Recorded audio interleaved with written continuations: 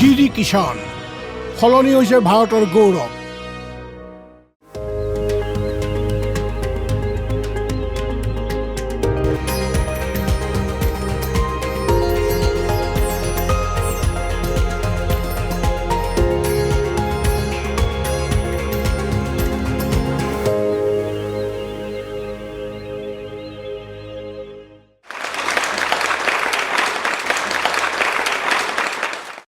কৃষক হৈছে দেশৰ প্ৰকৃত নায়ক।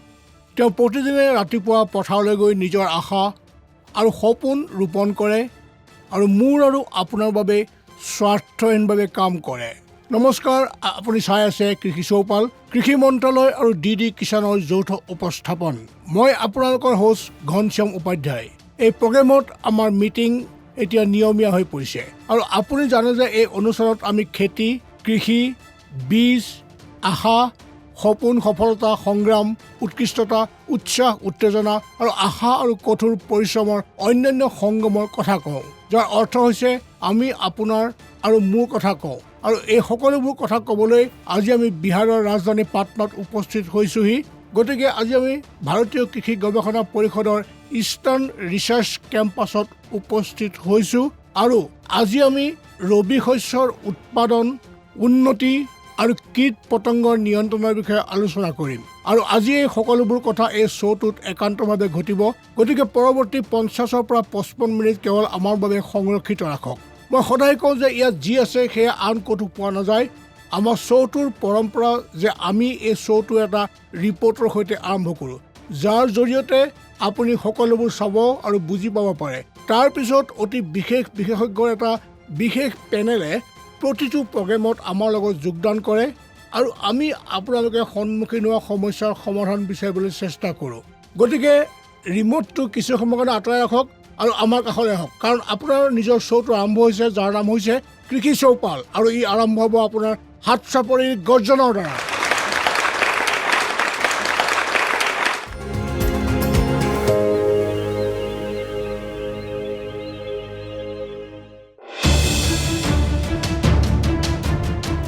কৃষি ক্ষেত্ৰত ৰবি শস্যৰ অতি গুৰুত্বপূৰ্ণ স্থান আছে। ইয়াৰ উপৰিও মাহজাতীয় শস্য, গোমধান, বুট, বিলাহী, মটৰ, বিন আৰু ফ্ৰেঞ্চ বিনো ৰবি শস্য। শস্য যিয়েই নহওক কিয়, কীট পতংগৰ আক্ৰমণৰ ভাবুকি সদায় থাকে। কিন্তু দেশত থকা বিভিন্ন কৃষি প্ৰতিষ্ঠানে ৰবি শস্যক কেনেদৰে কীট পতংগ নিয়ন্ত্ৰণ কৰিব লাগে সেই সম্পৰ্কে কৃষকসকলক অহৰহ তথ্য প্ৰদান কৰি আহিছে। ভাৰতীয় কৃষি গৱেষণা পৰিষদ পাটনাৰ ইষ্টাৰ্ণ ৰিচাৰ্চ কেম্পাছেও কৃষকসকলক এই দিশত পথ প্ৰদৰ্শন কৰি আছে। উই পোকবোৰে ঘেঁহুৰ যথেষ্ট ক্ষতি কৰে। ইয়াৰ লক্ষণসমূহ হ'ল ফোঁপোলা শিপা, উদ্ভিদবোৰ শুকাই যোৱা আৰু মৃত উদ্ভিদবোৰৰ ওপৰত অনিয়মিত দাগ। উই পোকৰ ফলত প্ৰায় 20-ৰ পৰা 30% উদ্ভিদ মৰি যায়। ইয়াৰ ব্যৱস্থাপনাৰ বাবে বীজ সিঁচাৰ কিছুদিনৰ পাছত মাটিত প্ৰতি হেক্টৰত 3 লিটাৰকৈ ক্ল'ৰ'ফাৰিফছ ব্যৱহাৰ কৰিব লাগে। ঘেঁহুত থকা এফিড ব্যৱস্থাপনাৰ বাবে ইমিডাক্ল'প্ৰিড ব্যৱহাৰ কৰিব লাগে। সৰিয়হত এফিড ব্যৱস্থাপনাৰ বাবে সহনশীল জাতৰ সৰিয়হৰ খেতি কৰিব লাগে। সোনকালে ৰোপণ আৰম্ভ কৰক। কীট পতংগৰ জনসংখ্যা নিৰীক্ষণ আৰু নিয়ন্ত্ৰণৰ বাবে হালধীয়া আঠাযুক্ত ফান ব্যৱহাৰ কৰিব লাগে। বিলাহীত ফ্ৰুট বুলাৰৰ সংক্ৰমণ বৃদ্ধি হোৱাৰ ক্ষেত্ৰত 1.5 দিনৰ ব্যৱধানত নিমৰ ৰসৰ 4% ড্ৰপ ব্যৱহাৰ কৰক। বগা মাখি দেখা পোৱাৰ লগে লগে প্ৰতি লিটাৰত 1.5 মিলিলিটাৰ ৰোগৰ বা প্ৰতি লিটাৰ পানীত 1 মিলি ইমিডাক্ল'প্ৰিড স্প্ৰে' কৰক। মটৰত এফিড নিয়ন্ত্ৰণ কৰিবলৈ 2 মিলি ৰোগৰ কীটনাশক পানীত মিহলাই স্প্ৰে' কৰক। মটৰৰ পাতবোৰৰ মসৃণতাৰ বাবে ঔষধৰ ড্ৰপটো পাতবোৰত লাগি নাথাকে, সেয়েহে দ্ৰৱণৰ 0.5 মিলি চাবোন বা কেণ্টোভিট মিহলি কৰক আৰু স্প্ৰে' কৰক। উদ্ভিদ লিফ মাইনাৰ নিয়ন্ত্ৰণ কৰিবলৈ মাটিত প্ৰতি হেক্টৰত ফুৰাডান 3G 6.87 কেজি ব্যৱহাৰ কৰক। পোকবোৰৰ নিয়ন্ত্ৰণ কৰিবলৈ জৈৱিক কীটনাশক ডেলফিন BT প্ৰতি লিটাৰত 1 গ্ৰাম হাৰত পানীত দ্ৰৱীভূত কৰি ছটিয়াব লাগে। শেষত বিশেষজ্ঞসকলৰ পৰামৰ্শ অনুসৰি ৰবি শস্যত সময়মতে কীট পতংগ ব্যৱস্থাপনাই আপোনাৰ লোকচানৰ পৰা ৰক্ষা কৰিব পাৰে।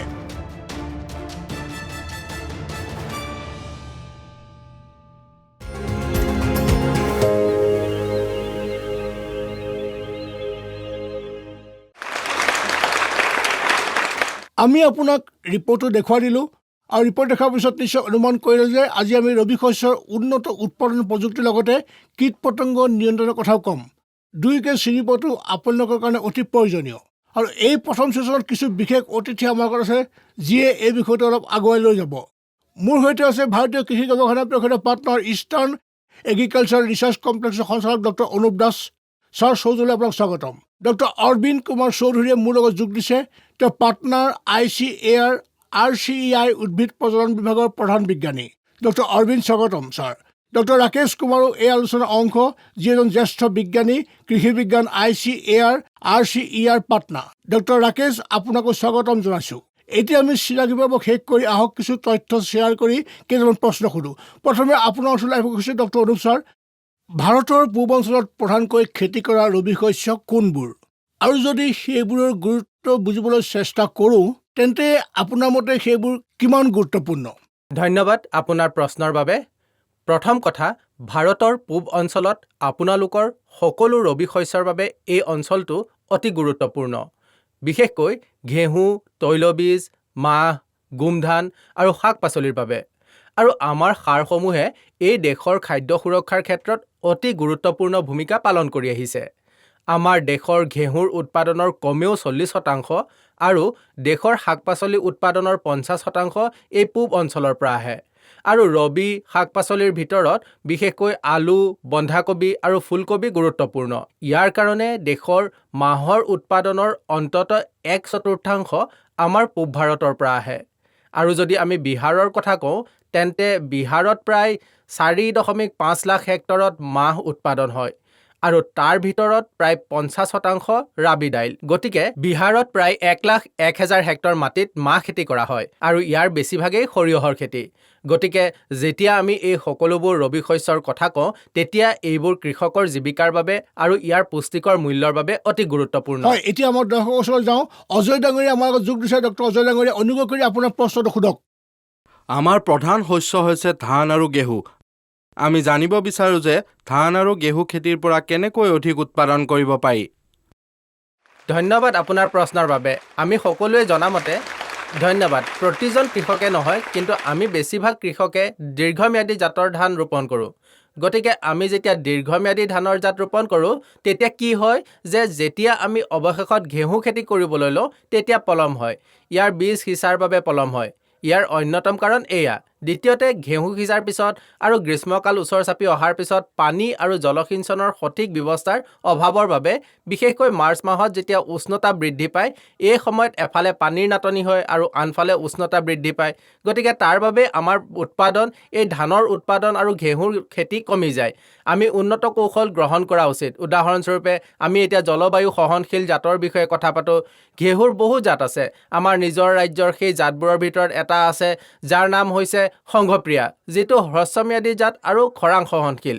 একেদৰে ঘেঁহুতো কিছুমান জাত আছে যিবোৰ গৰম সহ্য কৰিব পাৰে। এইবোৰ অনুসৰণ কৰি আমি দ্বিতীয় শস্যটো পোনপটীয়াকৈ সিঁচিব পাৰোঁ।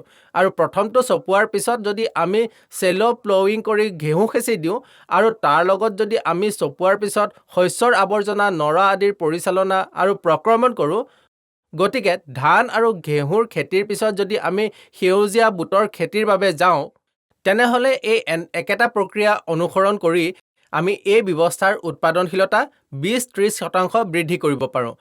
ইয়াৰ ফলত উৎপাদন বৃদ্ধি কৰিব পাৰোঁ। হয়, ডক্টৰ অৰবিন্দ আমাৰ লগত আছে। ডক্টৰ অৰবিন্দ, আমি এবাৰ বাজেট দেখিলোঁ আৰু বাজেটত বহু কথা আছিল যিবোৰ কেৱল কৃষকৰ কাৰণে আছিল। তাৰে এটা আছিল মাহজাতীয় কৃষি খণ্ডত আত্মনিৰ্ভৰশীলতা বৃদ্ধি কৰা। মাহজাতীয় কৃষিৰ বিষয়ে বহুত আলোচনা কৰা হৈছিল। ছাৰ, এই সকলোবোৰ কেনেকৈ হ'ব? এই বছৰৰ বাজেটত ভাৰত চৰকাৰে 1,000 কোটি টকা মাহজাতীয় শস্য উৎপাদনত আত্মনিৰ্ভৰশীলতাৰ বাবে ৰাখিছে। আৰু বিশেষকৈ ৰহৰ দাইল, মাটিমাহৰ দাইল আৰু মচুৰৰ খেতি, এই তিনিবিধৰ ওপৰত চৰকাৰে অধিক গুৰুত্ব আৰোপ কৰিছে, যাতে এই তিনিওবিধৰে আমি বিদেশৰ পৰা বেছি আমদানি কৰিব লগা নহয়। গতিকে এই যি বাজেটৰ ব্যৱস্থা এইবাৰ ৰখা হৈছে, এই তিনিওবিধ শস্যৰ পৰা কৃষকসকলে যি উৎপাদন নকৰক কিয় ভাৰত চৰকাৰে তেওঁলোকক 6 বছৰৰ বাবে ন্যূনতম সমৰ্থন মূল্যত তেওঁলোকৰ উৎপাদিত সামগ্ৰী কিনাৰ নিশ্চিতি প্ৰদান কৰে তেওঁ লাগিলে যি কৃষকেই নহওক ঠিক আছে ছাৰ। দ্বিতীয়তে চৰকাৰে ৰাজসাহাৰ্যৰ ৰূপতো কিবা এটা দিব যাতে লেণ্ড হোল্ডিং ইকুইটি বৃদ্ধি পায় যাৰ ফলত লেণ্ড হোল্ডিং ইকুইটি উন্নত হ'ব কৃষকসকলে যেতিয়াই অনুভৱ কৰিব তেওঁলোকে নিশ্চিত মূল্য পাব আৰু সামগ্ৰীৰ সঠিক মূল্য পাব তেন্তে এনে খেতিৰ প্ৰতি কৃষকসকল স্বাভাৱিকতে আকৰ্ষিত হয় হ'ব হয় ছাৰ, ঠিক কথা কৈছে। অৰ্থাৎ কৃষকসকলক এইটো নিশ্চয়তা দিয়া হৈছে, গতিকে কৃষকসকলেও কিছু আশাৰে আমাৰ লগত যোগ দিছে। ৰামগৃহ পাণ্ডে আমাৰ লগত যোগদান কৰিছে। প্ৰধানমন্ত্ৰীয়ে ঘোষণা কৰা 109টা জাতৰ ভিতৰত 2টা হৈছে ঘেঁহুৰ। এইবোৰ বৃহৎ খেতি কৰিব পাৰিমনে? ডক্টৰ অৰবিন্দ। ধন্যবাদ পাণ্ডে ডাঙৰীয়া আপোনাৰ কৌতূহলৰ বাবে আমাৰ প্ৰধানমন্ত্ৰীয়ে এইবাৰ যি 2 প্ৰজাতিৰ ঘেঁহু প্ৰৱৰ্তন কৰিছে এই 2টা প্ৰজাতি হৈছে এটা HI 1665 আৰু আনটো হৈছে HI 8840 এই দুয়োটা প্ৰজাতিয়ে মহাৰাষ্ট্ৰৰ বাবে আৰু তাৰ পিছতে কৰ্ণাটক আৰু তামিলনাডুৰ সমভূমিৰ বাবে উৎকৃষ্ট গতিকে সেই হিচাপে আমি ইয়াক ৰোপণ কৰিব নোৱাৰোঁ আমি সেই খেতিবোৰ খেতি কৰাৰ পৰামৰ্শ নিদিওঁ কিন্তু বিহাৰ চৰকাৰে ইয়াক বিভিন্ন ঠাইত কমেও 3 বছৰ ৰোপণ কৰি ইয়াৰ প্ৰাৰম্ভিক পৰীক্ষাৰ ব্যৱস্থা কৰিছে যদি প্ৰাৰম্ভিক পৰীক্ষাত ই উৎকৃষ্ট বুলি প্ৰমাণিত হয় তেন্তে বিহাৰ চৰকাৰৰ এটা ব্যৱস্থা আছে যে তাৰ পিছত ইয়াক মুকলি কৰি বিহাৰৰ খেতিয়কসকলৰ বাবেও কৰাৰ পৰামৰ্শ দিব হয়, গতিকে এই আশা ইয়াত পূৰণ হ'ব পাৰেনে? হ'ব পাৰে কিন্তু পৰীক্ষাৰ পিছত হয়, ডক্টৰ ৰাকেশ কুমাৰ আমাৰ লগত যোগ দিছে। ডক্টৰ ৰাকেশ, যদি আমি পূব ভাৰতৰ কথা কওঁ তেন্তে ধান ঘেঁহু আদি উৎপাদন আৰু খেতি বহুত হয়, কিন্তু এই শস্যসমূহৰ বৈচিত্ৰতা কেনেকৈ কৰিব লাগে আৰু কিয় কৰিব লাগে আৰু ইয়াৰ লাভ কি? ধন্যবাদ আপুনি এটা ভাল প্ৰশ্ন সুধিলে কাৰণ আমি ধান আৰু ঘেঁহুৰ শস্য ব্যৱস্থাত বহুত কাম কৰিছোঁ আৰু এতিয়া যদি আমি এই শস্য ব্যৱস্থাটো সলনি কৰিব লাগিব কাৰণ যদি আমি এই ব্যৱস্থাটো সলনি নকৰোঁ আমি জানো যে ধান আৰু ঘেঁহু দুয়োটা উদ্ভিদভিত্তিক শস্য আৰু এই শস্যবোৰত বৃহৎ পৰিসৰত পুষ্টিকৰ উপাদানৰ প্ৰয়োজন হয় আৰু আমাৰ ভূগৰ্ভস্থ পানীও মাটিৰ পৰা অতি সোনকালে কম হৈ আহিছে গতিকে এই মুহূৰ্তত আমাৰ চাউল আৰু ঘেঁহুৰ কোনো সমস্যা নাই কিন্তু যেতিয়া আমি স্বাস্থ্যৰ দৃষ্টিকোণৰ পৰা ইয়াৰ কথা কওঁ তেতিয়া আমাৰ হাতত এটা বিকল্প শস্য আছে যাক 3N বুলি কোৱা হয় যিটো মিলেট বুলি জনা যায় এতিয়া আমাৰ লক্ষ্য হ'ল যদি আমি একে ইনপুটেৰে একে খৰচত একে প্ৰচেষ্টাৰে আন এটা শস্যৰ খেতি কৰিব পাৰোঁ উদাহৰণস্বৰূপে যদি আমি ধৰক মিলেট বা জোৱাৰ বা ৰাগি খেতি কৰোঁ আমি দেখিবলৈ পাওঁ যে এতিয়া আমাৰ চৰকাৰে চাউল আৰু ঘেঁহুৰ বাবে ন্যূনতম সমৰ্থন মূল্য প্ৰদান কৰিছে মিলেটৰ শস্যও ভাল দাম পাব দ্বিতীয়তে হৈছে উলম্ব বৈচিত্ৰতা য'ত আমি খাদ্য সামগ্ৰীৰ প্ৰক্ৰিয়াকৰণ কৰোঁ যাতে কৃষকসকলে তেওঁলোকৰ উৎপাদিত সামগ্ৰীৰ পৰা ভাল লাভ অৰ্জন কৰে আৰু তেওঁলোকৰ আয় আৰু তেওঁলোকৰ জীৱিকাৰ ক্ষেত্ৰতো যথেষ্ট উন্নতি হয় বাৰু আমাৰ লগত কিছুমান কৃষক আছে আৰু আমি যেতিয়া কৃষকৰ কথা কওঁ তেতিয়া মহিলা কৃষক অতি গুৰুত্বপূৰ্ণ আৰু তদুপৰি আজি মহিলাসকলৰ বাবে এক অতি বিশেষ দিন শ্ৰীমতী সুনীতা আমাৰ লগত যোগ দিছে সুনীতা বাইদেউ স্বাগতম আপোনাৰ প্ৰশ্ন সুধিব সৰিয়হ আৰু আলু চপোৱাৰ পিছত কি শস্যৰ খেতি কৰিব পাৰি বাৰু ধন্যবাদ আপুনি বহুত ভাল প্ৰশ্ন এটা সুধিছে আলু আৰু সৰিয়হ চপোৱাৰ পিছত কি খেতি কৰিব পাৰি জলবায়ু অনুকূল যিয়েই নহওক মই আপোনালোকক ক'ব বিচাৰিছোঁ যে মগু দাইল বিৰাট জাতৰ ইয়াক 55-60 দিনত খেতি কৰিব পাৰি ৰোপণ কৰিলে 3-4 বাৰ পানী দিব তেতিয়া 1-1.5 টন মগু দাইল উৎপাদন পাব আৰু তাৰ লগতে আন শস্যৰ লগত যি পুষ্টিকৰ ক্ষতি হৈছিল এই মগু শস্যই সেই পথাৰলৈ নাইট্ৰজেন স্থানান্তৰ কৰি তাৰ ক্ষতি পূৰণ কৰিব শস্যৰ এবাৰ বা দুবাৰ গুটি ছিঙাৰ পাছত মাটিত জীৱভৰ মিহলাই দিলে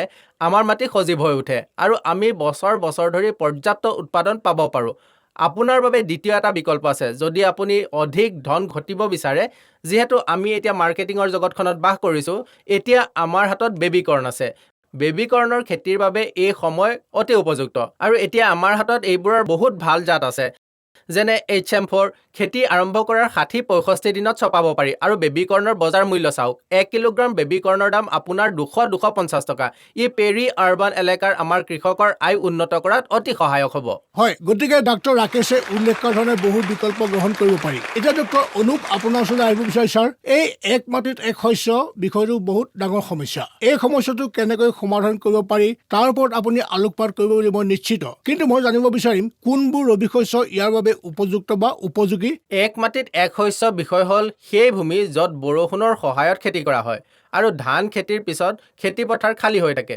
কাৰণ এবাৰ ধান চপোৱা হ'লে আৰ্দ্ৰতাৰ বাষ্পীভৱন জলসিঞ্চনৰ অভাৱত বা আন কিছুমান আৰ্থসামাজিক সমস্যাৰ বাবে ই খালী হৈ থাকে মই নিশ্চিতভাৱে ক'ব পাৰোঁ যে আগন্তুক ভৱিষ্যতত আমি তৈলবীজৰ কথা পাতিছিলোঁ গতিকে যদি আমি সেই পথাৰত তৈলবীজ আৰু মাহজাতীয় শস্যৰ খেতিৰ অভ্যাস কৰি মাটিৰ গুণাগুণ ৰক্ষা কৰিও ভাল উৎপাদন পাওঁ তেন্তে এই অঞ্চলৰ পৰা ন্যূনতম 5-7 নিযুত টন তৈলবীজ আৰু দাইল উৎপাদন কৰিবলৈ সক্ষম হ'ম আৰু ই আমাৰ দেশৰ দাইল আৰু তৈলবীজৰ প্ৰয়োজনীয়তা বহু পৰিমাণে পূৰণ কৰিব গতিকে আপুনি ইয়াত নিশ্চয় পাৰিবনে ডক্টৰ অৰবিন্দ এই প্ৰশ্নটো আপোনাৰ বাবে ছাৰ আমি দাইলৰ কথা কওঁ ঘেঁহুৰ কথা কওঁ আৰু এতিয়া পূব ভাৰতৰ কথা কওঁ গতিকে চপোৱাৰ বতৰৰ ক্ষেত্ৰত এই অঞ্চলত আপুনি কি কি সম্ভাৱনা দেখিছে খেতি বিশেষকৈ ঘেঁহুজাতীয় খেতি দাইলজাতীয় খেতি তৈলজাতীয় খেতি বিশেষকৈ ৰবি শস্যসমূহৰ কথা কৈছোঁ এইসমূহৰ খেতি কৃষকে কৰে আৰু মোৰ মতে তেওঁলোকক ভাল আয় বা উপাৰ্জন দিয়াত সহায় কৰে এই ৰবি শস্য প্ৰাকৃতিক সম্পদ যেনে মাটি পানী বায়ু বা জৈৱ বৈচিত্ৰ্যৰ দিশ আমি কেনেকৈ পুনৰুদ্ধাৰ কৰি সংৰক্ষণ কৰিব পাৰোঁ অনুগ্ৰহ কৰি 30 ছেকেণ্ডত উত্তৰ দিব ছাৰ আমি বিৰতিৰ বাবে যাব লাগিব পৰম্পৰাগত আৰু গতানুগতিক কৃষকসকলে মাটিত ব্যাপকভাৱে হাল বোৱা আৰু চহ কৰাৰ পিছত খেতি কৰে এই প্ৰক্ৰিয়াবোৰত আমাৰ কিছু পৰিৱৰ্তন কৰিছোঁ য'ত আমি তেওঁলোকক পোনপটীয়াকৈ মাটিত বীজ সিঁচিবলৈ কওঁ আমি তেওঁলোকক হ্ৰস্বম্যাদী শস্যৰ বাবে যাবলৈ উৎসাহিত কৰোঁ আৰু লগতে আমি শূন্য বাজেট কৃষি প্ৰয়োগ কৰি উদ্ভিদৰ অৱশিষ্ট 30% এৰি দিয়াৰ পিছত ঘেঁহু খেতি কৰিবলৈ পৰামৰ্শ দিওঁ লগতে আমি তেওঁলোকক জলবায়ুৰ প্ৰতি স্থিতিস্থাপক জাতৰ খেতি কৰিবলৈ কওঁ আমি শূন্য বাজেটৰ খেতি পদ্ধতিৰে মাত্ৰ 50-60 দিনতে গজা বিভিন্ন ধৰণৰ মগু দাইলৰ খেতি কৰোঁ আৰু দুবাৰকৈ চপোৱাৰ পিছত আমি গছৰ অৱশিষ্টখিনি মাটিত মিহলাই লওঁ এই পদ্ধতিসমূহৰ দ্বাৰা প্ৰতি হেক্টৰত 5-ৰ পৰা 8 টন শস্য চপোৱা এজন গতানুগতিক কৃষকে এতিয়া প্ৰতি হেক্টৰত 12-ৰ পৰা 15 টন উৎপাদন লাভ কৰিবলৈ সক্ষম হ'ব আৰু লগতে আমি প্ৰাকৃতিক সম্পদৰ ব্যৱহাৰকো বহু পৰিমাণে অনুকূল কৰি তুলিব পাৰোঁ আৰু লগতে কৃষকৰ আয় ব্যাপকভাৱে বৃদ্ধি কৰে হয় ছাৰ আমি আলোচনাৰ পৰা অলপ বিৰতি লৈছোঁ আমি বিৰতিৰ পিছত উভতি আহিম হয় মই জানো আপোনালোকৰ মনত বহুত প্ৰশ্ন আছে এই সকলোবোৰ প্ৰশ্নৰ উত্তৰ আমি মঞ্চত বিচাৰি পাম আপোনালোকক কেই মুহূৰ্তমান অপেক্ষা কৰাৰ প্ৰয়োজন আৰু আমি সোনকালে উভতি আহিম এই ছেশ্যনত আৰু আগুৱাই লৈ যাম আপোনালোকৰ হাত চাপৰি আমি বিৰতিৰ বাবে যাওঁ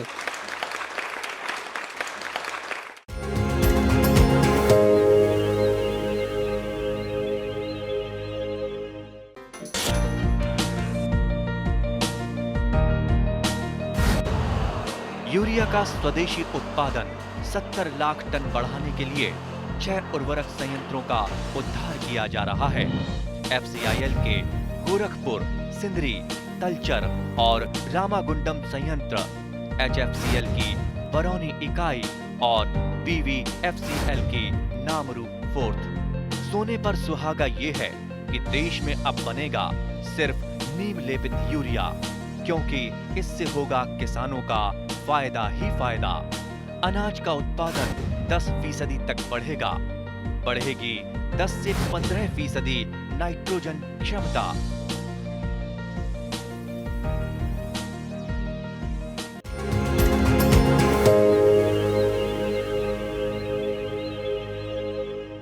বিৰতিৰ পাছত পুনৰ স্বাগতম আপোনালোকে কৃষি চপল চাই আছে আৰু এই ছেশ্যনত আমি ৰবি শস্যত কীট পতংগ নিয়ন্ত্ৰণৰ কথা ক'ম আৰু এই বিষয়ে মোৰ জ্ঞান কম কিছুমান বিশেষ অতিথি মোৰ সৈতে যোগ দিছে এজনকৈ আপোনাৰ লগত চিনাকি কৰাই দিওঁ মোৰ লগত যোগদান কৰিছে আটাৰী পাটনাৰ পৰা পতংগ বিজ্ঞানৰ প্ৰধান বিজ্ঞানী ডক্টৰ মহম্মদ মনিৰুল্লাহ স্বাগতম ছাৰ নমস্কাৰ মোৰ লগত যোগদান কৰিছে ICAR RCER পতংগ বিজ্ঞানৰ জ্যেষ্ঠ বিজ্ঞানী ডক্টৰ জয়পাল চৌধুৰী ৰাঁচীৰ পৰা আহিছে স্বাগতম ছাৰ নমস্কাৰ লগতে আমাৰ সৈতে যোগদান কৰিছে ডক্টৰ ৰাম কেৱাল বিশেষজ্ঞ কৃষি বিজ্ঞান কেন্দ্ৰ বাক্সাৰ ডক্টৰ ৰাম কেৱালক আপোনাৰ উষ্ম আদৰণি জনাইছোঁ হয় ছাৰ আপোনাৰ পৰা আৰম্ভ কৰিম আপোনালোকৰ পৰা জানিব বিচাৰিছোঁ যে প্ৰায় দেখা যায় যে সংৰক্ষণৰ সময়ত শস্যত পোক পৰুৱা কীট পতংগ আক্ৰমণ হয় আৰু তাৰ কাৰণে আপুনি আৰু মই আমাৰ কৃষক বন্ধুসকল ক্ষতিৰ সন্মুখীন হৈছে। আপুনি অনুগ্ৰহ কৰি আমাক ক'বনে কীট পতংগ ব্যৱস্থাপনাৰ বিষয়ে বুজাই দিব পাৰিবনে?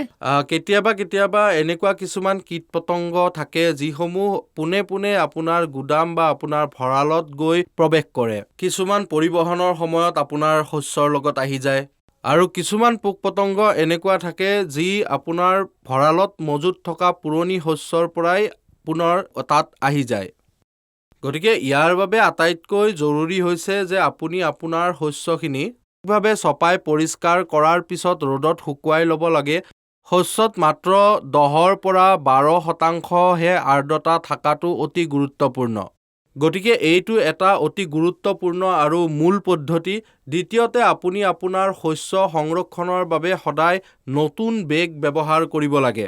যদি আপুনি পুৰণি বেগ বা সংৰক্ষিত বেগ ব্যৱহাৰ কৰিব বিচাৰে তেন্তে মালাথিয়েনেৰে শোধন কৰি ছাট শুকুৱাই লওক, তেতিয়াহে আপুনি সেই বেগ পুনৰ ব্যৱহাৰ কৰিব পাৰিব। দ্বিতীয়তে আপোনাৰ সংৰক্ষণৰ কৰ্নেলসমূহ সঠিকভাৱে পৰিষ্কাৰ কৰক, মজিয়া পৰিষ্কাৰ কৰক আৰু আপোনাৰ ভঁৰালটো মালাথিয়ান লোচনেৰে ভালদৰে পৰিষ্কাৰ কৰি ইয়াক ভালদৰে ৰক্ষণাবেক্ষণ কৰক। তেতিয়া ইয়াৰ ফল ধৰিব। যদি কৰে ফলপ্ৰসূ হ'ব। কিছুমান কৃষকে আমাৰ লগত যোগ দিছে। সঞ্জীৱ ডাঙৰীয়া আমাৰ লগত যোগ দিছে। সঞ্জীৱ কুমাৰ সিং। সঞ্জীৱ ডাঙৰীয়া স্বাগতম, আপোনাৰ প্ৰশ্ন সোধক। নমস্কাৰ ছাৰ, মোৰ প্ৰশ্নটো হৈছে শস্যত কীট পতংগৰ আক্ৰমণ যেতিয়া হয় তেতিয়া কোনটো ঔষধ ব্যৱহাৰ কৰিব লাগে? কৃষক বন্ধুসকলক প্ৰায়েই দেখা যায় যে য'তেই নিজৰ পথাৰত এটা বা দুটা পোক দেখা পায় তাতেই ৰাসায়নিক কীটনাশক প্ৰয়োগ কৰে। মোৰ কৃষক বন্ধুসকল, আপোনালোকে কেতিয়াও এই কাম কৰা উচিত নহয়, কিয়নো ইয়াৰ ফলত আপোনাৰ বহু সমস্যা সৃষ্টি হ'ব পাৰে। গতিকে প্ৰতিটো শস্যৰ বাবে পোক পৰুৱাৰ বাবে এটা ETL মান তৈয়াৰ কৰা হৈছে, যিয়ে কোনটো পোক পৰুৱা কোনটো শস্যত কিমান পৰিমাণৰ কীটনাশক ব্যৱহাৰ কৰিব লাগে তাৰ পৰামৰ্শ দিয়ে। পৰামৰ্শ দিলেহে ৰাসায়নিক কীটনাশক প্ৰয়োগ কৰিব লাগে। যেনে আপুনি যদি সৰিয়হ খেতি কৰিছে তেন্তে সৰিয়হৰ ফুল ফুলাৰ সময়ত আপুনি শস্যৰ যদি ওপৰত এফিডৰ সংখ্যা 15-20% হয় তেন্তেহে তাত কীটনাশক প্ৰয়োগ কৰিব লাগে। ঠিকেই কৈছে। ডক্টৰ জয়পাল চৌধুৰী আমাৰ লগত আছে। ডক্টৰ জয়পাল, আমি যেতিয়া পূব মালভূমি অঞ্চলৰ কথা কওঁ, বিন হৈছে ইয়াৰ এটা গুৰুত্বপূৰ্ণ শস্য। কিন্তু কোনবিধ বিন আৰু যিটো বিষয়ৰ কথা পাতি থকা হৈছে কীট পতংগ নিয়ন্ত্ৰণ, এই ক্ষেত্ৰত কেনেকৈ কৰা হয়? দুই প্ৰকাৰৰ জাত আছে, এটা লতা আনটো জোপোহা বিন। ইয়াৰে লতা জাতৰ এটা হৈছে স্বৰ্ণ উৎকৃষ্ট। ই দীৰ্ঘদিনীয়া শস্য। যদি আপুনি ইয়াক সময়ত আগষ্টৰ পৰা ছেপ্টেম্বৰ মাহত ৰোপণ কৰে তেন্তে আপুনি স্বৰ্ণ উৎকৃষ্ট খেতি কৰিবলৈ বাছি ল'ব লাগে। ইয়াক ৰোপণ কৰাৰ 90 দিনৰ পিছত শস্যটোৱে ফুল ফুলিবলৈ আৰম্ভ কৰে। প্ৰথমবাৰ 120 দিনত ইয়াক চপাব পাৰি। এই জাতৰ উৎপাদন অতি ভাল। এই জাতৰ পৰা 135-140 টন সেউজীয়া বিন উৎপাদন কৰিব পাৰি। এইবিধ হৈছে স্বৰ্ণ সম্পূৰ্ণ আৰু আনবিধ হৈছে স্বৰ্ণ বিশিষ্ট। এই জাতবোৰ আপুনি ৰোপণ কৰিব পাৰে। এই জাতবোৰৰ আগতীয়াকৈ ফুল ফুলে। ই ৰোগ আৰু কীট পতংগৰ পৰাও প্ৰতিৰোধী। সেয়েহে কীট পতংগৰ আক্ৰমণ আৰু ৰোগ কম হয়। ই কৃষকৰ বাবে উপকাৰী হ'ব পাৰে। যেতিয়া আমি জোপোহা বিনৰ কথা কওঁ আৰু যদি কৃষকে বগা বিন পচন্দ কৰে তেন্তে স্বৰ্ণ ঋতুভাৰ জাতৰ বিকাশ কৰা হৈছিল। যিকোনো সময়ত এই খেতি কৰিব পাৰি। মে' বা জুন মাহত ৰোপণ কৰিব পাৰি আৰু ইয়াৰ পৰাও ভাল উৎপাদন পোৱা যায়। তাৰ পিছত আৰ্কা বিজয়, ই বাংগালোৰৰ জাত। এই জাতবোৰ মালভূমিতো ৰোপণ কৰিব পাৰি।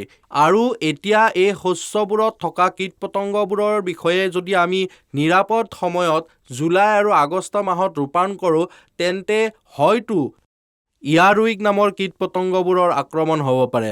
আজাদিকাৰ্টিনৰ দৰে নিমভিত্তিক কীটনাশক ঔষধ প্ৰতি লিটাৰ পানীত 4 মিলিলিটাৰত 10,000 ppm ড্ৰপ মিহলাই এবাৰ স্প্ৰে কৰিলে ইয়াৰুইকৰ আক্ৰমণ প্ৰতিৰোধ হ'ব।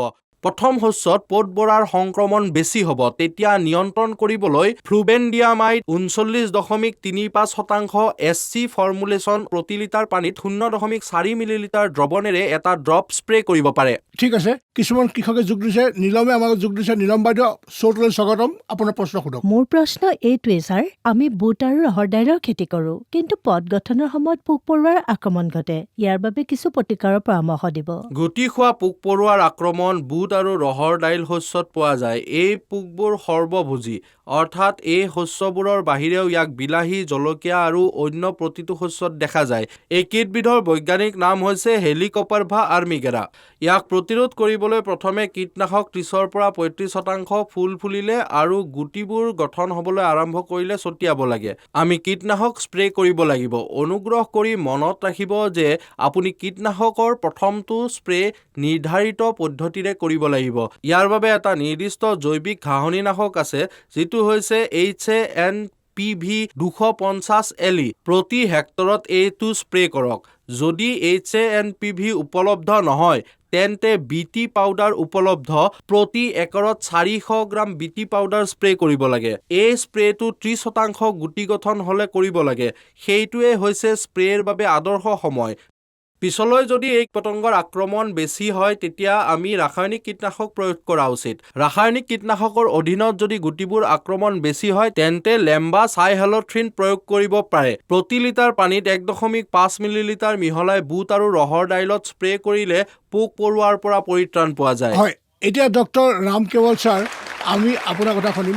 ছাৰ, 2 প্ৰকাৰৰ কীট পতংগ নিয়ন্ত্ৰণৰ কথা শুনি আহিছোঁ, সংমিশ্ৰিত আৰু জৈৱিক কীট পতংগ ব্যৱস্থাপনা, তাৰ মাজত চৰ্চা চলিছে। ছাৰ, সেইবোৰ কি আৰু আমি কেনেকৈ প্ৰয়োগ কৰিব পাৰোঁ? শস্য উৎপাদন আৰু শস্য সুৰক্ষাৰ মাজত এক সমন্বিত ব্যৱস্থা আছে, আৰু ইয়াৰ মূল উদ্দেশ্য হৈছে শস্য উৎপাদন আৰু শস্য সুৰক্ষা কেনেকৈ এনেদৰে সংগঠিত কৰিব পাৰি যাতে আমি যান্ত্ৰিক, জৈৱিক আৰু ৰাসায়নিক পদ্ধতিকে ধৰি উপলব্ধ সকলো সম্পদ ব্যৱহাৰ কৰি শস্যত আক্ৰমণ কৰা কীট পতংগসমূহ নিয়ন্ত্ৰণ কৰিব পাৰোঁ।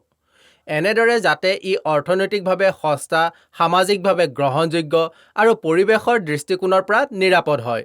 গতিকে এই সকলোবোৰ একত্ৰিত কৰি আমি এনেদৰে ব্যৱহাৰ কৰোঁ যাতে কীট পতংগৰ অৰ্থনৈতিক সীমা বৃদ্ধি নহয় আৰু কীট পতংগবোৰ অৰ্থনৈতিক সীমাৰ তলত থাকে।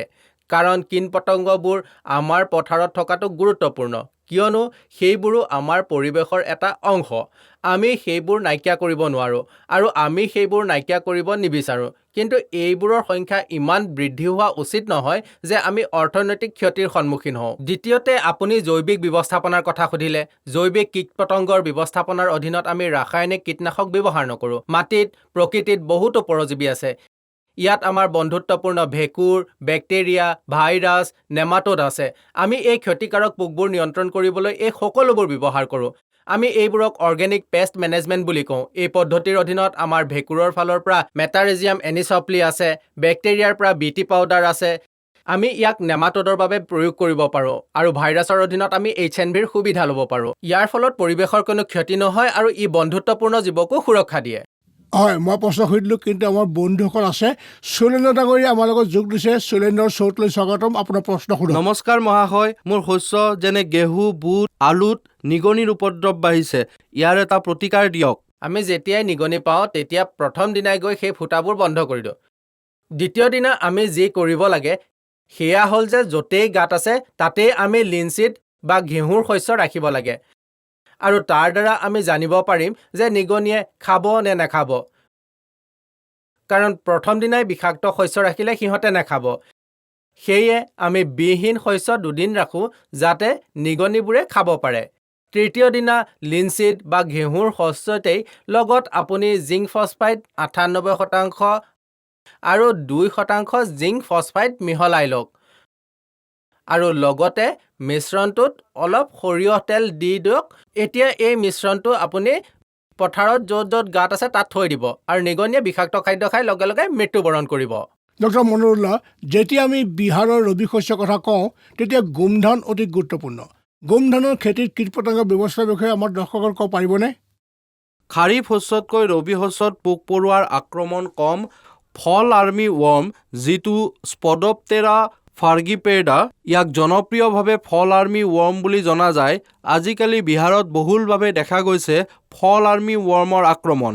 এই পোকটো বৰ পুৰণি নহয়। 1998 চনৰ আশে-পাশে আমেৰিকাৰ পৰা আমাৰ দেশলৈ আহিছিল, আৰু এই পোকটোৰ এটা গুৰুত্বপূৰ্ণ বৈশিষ্ট্য হ'ল ই খাদ্যৰ বাবে এৰাতিতে 1 কিলোমিটাৰ পৰ্যন্ত যাত্ৰা কৰে। আৰু প্ৰজননৰ কথা আহিলে মাইকী পোকে প্ৰায় 800 পৰা 1000টা কণী দিব পাৰে। গতিকে অনুগ্ৰহ কৰি এসপ্তাহত 2 দিনৰ পৰা 4 দিনৰ মূৰে মূৰে আপোনাৰ শস্যৰ পৰীক্ষা কৰক আৰু লগতে এই পোকটোৰ বাবে কিছুমান ফেৰমন ফান লগাই দিয়ক। গোমধানৰ আক্ৰমণৰ প্ৰধান পোকবোৰ হ'ল এটা হ'ল কাটৱৰ্ম, যি অংকুৰিত হয়, ইয়াক জাত কাটভা বুলিও কোৱা হয়। গতিকে গছজোপা কোমল ডাঠবোৰ অংকুৰিত হোৱাৰ লগে লগে এই পোকটোৱে বৰঞ্চ ইয়াৰ পলুবোৰে গোমধানৰ গছজোপাক মাটিৰ পৃষ্ঠৰ পৰাই ছিঙি পেলায়। দ্বিতীয়তে ইয়াত টেমাইটৰ আক্ৰমণ আছে, ইয়াত এফিডৰ আক্ৰমণো আছে আৰু ইয়াত ষ্টেম বৰাৰ আক্ৰমণ আছে। কিন্তু আটাইতকৈ গুৰুত্বপূৰ্ণ হ'ল এই ফল আৰ্মি ৱৰ্ম, যিটো আটাইতকৈ বেয়া। এতিয়া যদি খেতিয়কসকলে এই পৰুৱাৰ বাবে বিভিন্ন নিয়ন্ত্ৰণ কৌশল গ্ৰহণ কৰে তেন্তে ইয়াৰ বাবে তেওঁলোকৰ বহুত খৰচ হ'ব। গতিকে সেইবাবে IPM পেকেজ সংহত কীট নিয়ন্ত্ৰকৰ যিটো কথা কোৱা হৈছে, ইয়াত প্ৰতিটো শস্যৰ বাবে গোমধান খেতিৰ বাবে আমি এক সংহত কৃষি ব্যৱস্থা বনাওঁ। কৃষকে আৰম্ভণিতে গোমধান সিঁচিলে খেতিপথাৰ ভালদৰে হাল বোৱা উচিত। কাটৱৰ্ম যিটো মাটিৰ তলত পোপালৰ পৰ্যায়ত থাকে, ই উন্মুক্ত হ'ব আৰু সূৰ্যৰ পোহৰত মৰিব। চিকাৰী চৰাইবোৰে সোমাই আহি ইয়াৰ পলু আৰু পিউপা খাব, যাৰ দ্বাৰা কীট পতংগ নিয়ন্ত্ৰণ কৰা হয়। দ্বিতীয়তে শস্যটো এবাৰ ৰোপণ কৰি এটা বিশেষ পৰ্যায়লৈ বৃদ্ধি হ'লে প্ৰাৰম্ভিক পৰ্যায়ত আমি নিমৰ কীটনাশক ব্যৱহাৰ কৰিব পাৰোঁ। বিভিন্ন ব্যৱসায়িক নামেৰে বজাৰত BT বহুতো প্ৰস্তুতি উপলব্ধ। আমি কীট পতংগ নিয়ন্ত্ৰণৰ এনে বেক্টেৰিয়া যিবোৰ জৈৱ ব্যৱহাৰ কৰিব পাৰোঁ। NVPৰ দৰে কিছুমান ভেকুলো ভাইৰাছ আছে যিবোৰ মই আগতে উল্লেখ কৰিছিলোঁ, ইয়াকো আমি ব্যৱহাৰ কৰিব পাৰোঁ। ডক্টৰ ৰামকেবাল, সৰিয়হৰ শস্যৰ এফিডা আক্ৰমণ এইটো এটা অতি সাধাৰণ সমস্যা। আমি প্ৰায় কথা পাতোঁ কেনেকৈ পৰিচালনা কৰিব। মই পৰামৰ্শ দিব বিচাৰিছোঁ যে 15 অক্টোবৰৰ পৰা 20 নৱেম্বৰলৈ সদায় সৰিয়হৰ শস্য বীজ সিঁচিব লাগে। যদি 20 নৱেম্বৰলৈকে সৰিয়হ সিঁচা হয় তেন্তে মই নিশ্চয়তা দিছোঁ যে ইয়াত এফিডৰ কোনো প্ৰভাৱ নপৰে। সৰিয়হ এফিডৰ পৰ্যায় অতিক্ৰম কৰে। কিন্তু যেতিয়া ডিচেম্বৰ মাহত বা 25 নৱেম্বৰৰ পিছত বা 20 নৱেম্বৰৰ পিছত সৰিয়হ সিঁচা হয়, তেতিয়া ফেব্ৰুৱাৰী মাহত তাপমাত্ৰা বহুত বৃদ্ধি পায়। যদি এই এফিডৰ প্ৰাদুৰ্ভাৱ দেখা যায় তেতিয়া প্ৰতি 25ৰ পৰা 30 ফুলৰ হাৰত সংক্ৰমণ হয়, তেন্তে আমি তৎক্ষণাত নিম তেল ছটিয়াই দিব লাগে। যদি তাৰ পাছতো বন্ধ নহয় আৰু এফিডৰ সংক্ৰমণ বাঢ়ি গৈ থাকে, তেন্তে প্ৰিয় কৃষকসকল, আমাৰ হাতত ইমিডাক্লপিড 17.8 SL নামৰ কীটনাশক এটা আছে। আৰু যদি আপুনি ইয়াৰ 3 পৰা 5 মিলিলিটাৰ 10 লিটাৰ পানীত মিহলাই দিয়ে আৰু এই দ্ৰব্যৰ 4 বা 5 মিলিলিটাৰ স্প্ৰে কৰে, তেন্তে সংক্ৰমণ হ্ৰাস কৰিব পাৰে। আপোনাৰ পথাৰত বন্ধুত্বপূৰ্ণ পোক পৰুৱা আছে, আমি সিহঁতক সপ্তবৃংগী বুলি কওঁ। যদি এই কীট পতংগবোৰৰ সংখ্যা বেছি হয় তেন্তে মাত্ৰ এটা স্প্ৰে কৰিলেই ইয়াক নিয়ন্ত্ৰণ কৰা হয়, কাৰণ আমি বন্ধুত্বপূৰ্ণ কীট পতংগকো ৰক্ষা কৰিব লাগে। আৰু এই স্প্ৰে কৰাটো সদায় ৰাতিপুৱা নহ'লে সন্ধিয়া কৰিব লাগে। আপোনালোক তিনিজনকে বহুত বহুত ধন্যবাদ ছাৰ, এই ছেশ্যনত যোগ দিয়াৰ কাৰণে আৰু এই বিষয়ে কোৱাৰ কাৰণে। মই অলপ বিৰতি লৈছোঁ, কিন্তু আপোনালোক ক'লৈকো নাযাব, বিৰতি লওক। আমি গৈ আছোঁ, অলপ পিছতে ঘূৰি আহিম। আপোনালোকে চাই আছে কৃষি চৌপাল।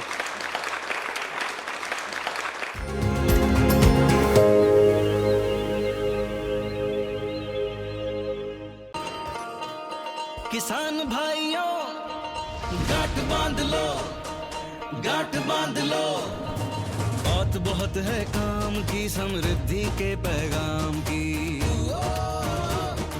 मिट्टी के मिजाज को समझो, मिट्टी के हर राज को समझो, मिट्टी की तुम जांच कराओ, मुफ्त सॉइल हेल्थ कार्ड ले जाओ। कभी मुनासिब बीज लगाओ, सही किस्म की खाद ले आओ, जितनी जरूरी उतनी डालो, सही मात्रा खुद पहचानो, इसको अपना मंत्र बना लो, मिट्टी की सेहत तो जानो। बात बहुत है काम की, कम लागत अधिक वरदान की, किसान भाइयों गांठ बांध लो। आज ही मिट्टी की जांच कराएं, राज्य सरकार के कृषि अधिकारी से संपर्क करें और मुफ्त में सॉइल हेल्थ कार्ड पाएं। कृषि और किसान कल्याण मंत्रालय द्वारा किसान हित में जारी।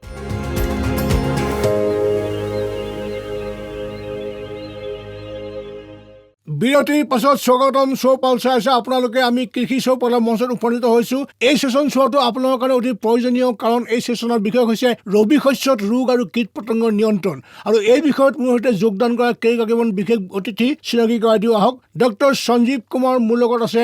তেখেত হৈছে এজন HOD, শস্য গৱেষণা ICAR RCER। ডক্টৰ সঞ্জীৱক স্বাগতম জনাইছোঁ। নমস্কাৰ। এই ছেশ্যনত যোগদান কৰিছে ডক্টৰ অভিষেক কুমাৰ ডুবে, ICAR RCER পাটনা। স্বাগতম ছাৰ। এই ছেশ্যনত আমাৰ লগত যোগ দিয়া আন এগৰাকী বিশেষজ্ঞ হৈছে ডক্টৰ কুমাৰী শোভা। তেখেত এগৰাকী বিজ্ঞানী, শাক পাচলি বিজ্ঞানত তেখেতৰ বিশেষজ্ঞতা আছে। তেখেতসকল আমাৰ লগত আছে ICAR RCER পাটনাৰ পৰা ডক্টৰ শোভাক নমস্কাৰ। স্বাগতম জনাইছোঁ। প্ৰথমে ডক্টৰ সঞ্জীৱ আপোনাৰ ওচৰলৈ আহিব বিচাৰিছোঁ। ছাৰ, ঘেঁহু খেতিত অত্যাধিক অপতৃণ হয়, ই এটি সাধাৰণ কথা, কিন্তু আমি বাৰে বাৰে এই বিষয়ে কথা পতাটো সমানেই বেদনাদায়ক। আমি ইয়াৰ পৰা কেনেকৈ মুক্তি পাম? গেহুত পোৱা অপতৃণৰ প্ৰধান প্ৰজাতিসমূহ হৈছে ফ্লেৰিছ মাইনৰ, যাক গেহু কা মামা বা গুল্লি ডাণ্ডা বুলিও কোৱা হয়। এইবোৰ হৈছে হালধীয়া চেঞ্জি, বগা চেঞ্জি, কৃষ্ণনীল আৰু মাকৈ। এইবোৰে প্ৰধান অপতৃণ। ইয়াৰ লগতে ঘাঁহৰ প্ৰজাতিও আছে, যেনে চান ঘাঁহ আৰু নাট ঘাঁহ, যিবোৰ বৃহৎ পৰিমাণে পোৱা যায়। আৰু যিহেতু বিহাৰ আৰু পূব ভাৰতৰ আৰ্দ্ৰ জলবায়ু অৱস্থা থাকে, সেয়েহে অপতৃণৰ পৰিমাণ আৰু বিভিন্ন প্ৰজাতিৰ অপতৃণ বৃহৎ পৰিমাণত হয়। গতিকে এই সংমিশ্ৰণত অপতৃণৰ ব্যৱস্থাপনাৰ প্ৰয়োজন। যেতিয়া গেহুৰ বীজ সিঁচা হয়, তেন্তে সিঁচাৰ 72 ঘণ্টাৰ ভিতৰত পেণ্ডিমেথালিন নামৰ অপতৃণনাশক এটা থাকে, ইয়াক 72 ঘণ্টাৰ ভিতৰত প্ৰয়োগ কৰিব লাগে। ইয়াৰ পিছতো যদি 25 পৰা 30 দিনৰ ভিতৰত অপতৃণটো জীয়াই থাকে আৰু বৃদ্ধি পায়, তেন্তে বেলেগ বেলেগ অপতৃণনাশক যেনে ছালফোছালফুৰন আৰু মেটাছালফুৰণৰ সংমিশ্ৰণ আছে, ইয়াক প্ৰতি একৰত 40 গ্ৰাম হাৰত স্প্ৰে কৰিব লাগে। এইটো সকলো প্ৰজাতিৰ ঘাঁহৰ বাবে অপতৃণনাশক, লাগিলে সংকীৰ্ণ পাতৰ অথবা বহল পাতৰ অপতৃণেই হওক। ইয়াৰ দ্বাৰা দুয়োটাকে নিয়ন্ত্ৰণ কৰিব পাৰি। ইয়াৰ লগতে যদি 60 দিনৰ ভিতৰত আন এটা অপতৃণ গজে, তেন্তে আমি হাতেৰে সেই তৃণ আঁতৰাব লাগে। হাতেৰে তৃণ আঁতৰ কৰাটো শস্যৰ বাবে যথেষ্ট ভাল। ইয়াৰ লগতে চূৰ্ণে প্লাউৰ দ্বাৰা অপতৃণ কটা হয়। ইয়াৰ অধীনত হাল বাই দিয়াৰ ঠিক আগতে গ্লাইফোছেট নামৰ ঘাঁহনিনাশক এবিধ প্ৰতি 10 লিটাৰ পানীত 80 পৰা 100 মিলিলিটাৰ হাৰত স্প্ৰে কৰা হয়। এই ঘাঁহনিনাশক স্প্ৰে কৰিলে ঘেঁহুৰ অংকুৰণৰ পিছত গজা অপতৃণ নাশ কৰিব পাৰি বা নিয়ন্ত্ৰণ কৰিব পাৰি। ই কৃষিৰ ক্ষেত্ৰত যথেষ্ট উপযোগী হোৱা দেখা যায়। হয়, বহু কৃষকে কথা ক'বলৈ অপেক্ষা কৰি আছে। শ্ৰীমতী বেনু দেৱীয়ে আমাৰ লগত যোগ দিছে। শ্ৰীমতী বেনু বাইদেউ, স্বাগতম। আপোনাৰ প্ৰশ্ন সুধিব। নমস্কাৰ ছাৰ। ছাৰ, আমি বুটৰ খেতিত কেনেকৈ অপতৃণ নিয়ন্ত্ৰণ আৰু প্ৰতিৰোধ কৰিব পাৰোঁ? আমি কেনেকৈ কৰিব পাৰোঁ? চাওক, এই ঋতুত বুটৰ শস্যত পোৱা বেছিভাগ অপতৃণ সাধাৰণতে বহল পাতৰ অপতৃণ। ইয়াত অপতৃণনাশক নিৰ্বাচন অতি সাৱধানে কৰা হয়, কাৰণ চিকপ্লি উদ্ভিদবোৰ হৈছে বহল পাতৰ, আৰু এই ক্ষেত্ৰত অপতৃণবোৰ বহল পাতৰ প্ৰকাৰৰ। এই ক্ষেত্ৰত এটা দৰৱ পোৱা যায়, ইমেজি থেপিৰ নামৰ। এই তৃণনাশক বজাৰত উপলব্ধ। প্ৰতি হেক্টৰত 1.5 লিটাৰ এই বনৌষধি ছটিয়াই আমি বহল পাতৰ অপতৃণ বৃদ্ধি সম্পূৰ্ণৰূপে নিয়ন্ত্ৰণ কৰিবলৈ সক্ষম হ'ম। আৰু যদি অপতৃণবোৰ পিছৰ পৰ্যায়ত পুনৰ দেখা দিয়ে, তেন্তে সৰ্বশ্ৰেষ্ঠ সমাধান হ'ল হাতেৰে অপতৃণ আঁতৰাই দিয়া, য'ত অপতৃণবোৰ খালী হাতেৰে আঁতৰোৱা হয়। বুটৰ খেতিৰ অপতৃণসমূহ কাৰ্যকৰীভাৱে নিয়ন্ত্ৰণ কৰিবলৈ এইটোৱে আটাইতকৈ ভাল উপায়। হয়, ডক্টৰ অভিষেকো আমাৰ লগত আছে। ডক্টৰ অভিষেক, উফৰা ৰোগ আৰু বুট আৰু দাইলৰ শস্যত শিপাৰ পচন সমস্যা, ইয়াৰ সমাধান কি হ'ব ছাৰ? এই ৰোগ ব্যৱস্থাপনাৰ বাবে আমি 4টা গুৰুত্বপূৰ্ণ কথাত বিশেষ গুৰুত্ব দিব লাগিব। ইয়াত প্ৰথমটো হ'ল ৰোগ প্ৰতিৰোধী জাতৰ শস্যৰ নিৰ্বাচন, দ্বিতীয়তে বীজৰ চিকিৎসা, তৃতীয়তে মাটিৰ সংশোধন, আৰু চতুৰ্থটো হ'ল গুটি শস্য আৰু দাইলজাতীয় শস্যৰ মাজত শস্যৰ আৱৰ্তন। গতিকে যদি আমি জাতৰ কথা কওঁ, তেন্তে দাইলৰ শস্যৰ বাবে IPL 220 আৰু বুটৰ বাবে স্বৰ্ণলক্ষ্মী আছে, যিটো আমাৰ এই প্ৰতিষ্ঠানটোৱে প্ৰস্তুত কৰিছিল। এই দুয়োবিধ জাতৰ উফৰা ৰোগ প্ৰতিৰোধৰ ক্ষমতা আছে। আমাৰ কৃষকসকলে এই জাতৰ খেতি কৰিব পাৰে। এতিয়া বীজ শোধনলৈ আহিলে ট্ৰাইকোডাৰ্মা বা কেইটামান ৰাসায়নিক পদাৰ্থ আছে, যেনে আপোনাৰ কাৰ্বনডাজিম, কাৰ্বক্সিন আছে বা কাৰ্বক্সিন আৰু থিৰামৰ্ছ মিশ্ৰণ আছে, যিটো বজাৰত উপলব্ধ ভিটাভেক্স পাৱাৰ নামেৰে। এইবোৰৰ দ্বাৰা বীজ শোধন কৰিব পাৰি। বীজ ট্ৰাইকোডাৰ্মাৰ দ্বাৰা চিকিৎসা কৰাৰ সময়ত এটা কথা মনত ৰাখিব লাগিব যে ইয়াৰ প্ৰস্তুতি প্ৰতি কেজি বীজত 6 পৰা 10 গ্ৰাম হ'ব লাগে। যদি আন কিছুমান ৰাসায়নিক পদাৰ্থ হয় তেন্তে বীজবোৰ প্ৰতি কিলোগ্ৰাম বীজত 2 গ্ৰাম ৰাসায়নিক পদাৰ্থৰ হাৰত শোধন কৰিব লাগে। আৰু ইয়াৰ পিছত মাটিৰ সংশোধন কৰাটো অতি প্ৰয়োজনীয়, কাৰণ ইয়াৰ কাৰক উৎপাদনসমূহ মাটিতে থাকে। পিছলৈ ট্ৰাইকোডাৰ্মা গৰুৰ গোবৰত উপজাব লাগে আৰু পিছলৈ পথাৰত ছটিয়াই দিব লাগে। যেতিয়া আপুনি এই দ্ৰব্যটো প্ৰয়োগ কৰে, অনুগ্ৰহ কৰি মাটিত আৰ্দ্ৰতা থকাটো নিশ্চিত কৰক।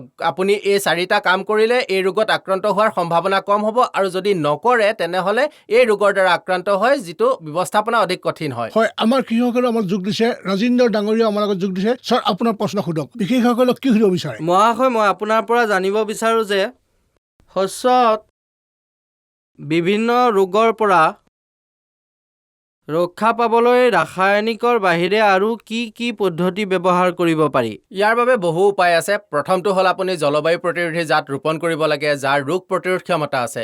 দ্বিতীয়তে, গ্ৰীষ্মকালত আপুনি পথাৰত গভীৰলৈ হাল বোৱা উচিত।